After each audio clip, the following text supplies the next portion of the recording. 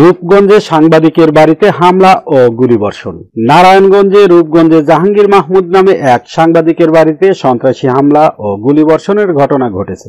রোববার সন্ধ্যা 6:15টার দিকে উপজেলার গোলাকান্দাইল এলাকায় ওই সাংবাদিকের বাড়িতে এই হামলার ঘটনা ঘটে। পরে সন্ধ্যা 6:30টার দিকে ভুক্তভোগী সাংবাদিক জাহাঙ্গীর মাহমুদ সামাজিক যোগাযোগ মাধ্যমে তার ব্যক্তিগত আইডি থেকে লাইভে এসে এই ঘটনার বর্ণনা দেন। ফেসবুকে লাইভে তিনি বলেন, আমি সাংবাদিক জাহাঙ্গীর মাহমুদ, আমার বাসায় গুলি করে গেছে একদল সন্ত্রাসীরা। আমার জানালায় একটি গুলি ফুটিয়ে গেছেন তারা। আল্লাহ আমাকে বাঁচান। সাংবাদিক জাহাঙ্গীর লাইভে আরো বলেন, সেনাবাহিনী, পুলিশ সহ প্রশাসনের যারা আছেন তারা আমাকে বাঁচান।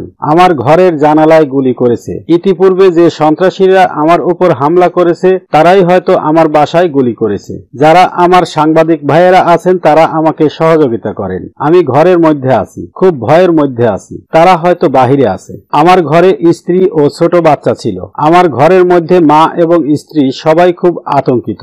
গুলির শব্দ শুনে আমার বাবাও বের হয়ে গেছেন। ভুক্তভোগী সাংবাদিক জাহাঙ্গীর মাহমুদ বলেন, গত 17 নভেম্বর আমার উপর সন্ত্রাসী হামলার ঘটনা ঘটে। সেই ঘটনায় আমি রূপগঞ্জ থানায় মামলা করেছিলাম। রোববার রকি নামে মামলার এক আসামি জামিনে বের হন। আমার ধারণা সেই দলবল নিয়ে হামলা করেছেন বলে মনে হচ্ছে। আমি যেহেতু ঘরের মধ্যে ছিলাম তাই কাউকে দেখিনি। বাইরের কয়েকজন জানালো 4-5 জন এসেছিল। এ বিষয়ে রূপগঞ্জের ভুলতা ফাঁড়ির পরিদর্শক মিজান বলেন, সাংবাদিকের বাসায় গুলির ঘটনার খবর পেয়ে আমরা ঘটনাস্থলে যাই। তার বাড়ির জানালা দিয়ে কে বা কারা 1 রাউন্ড গুলি করে গেছে। ঘর থেকে গুলির খোসা উদ্ধার করা হয়েছে।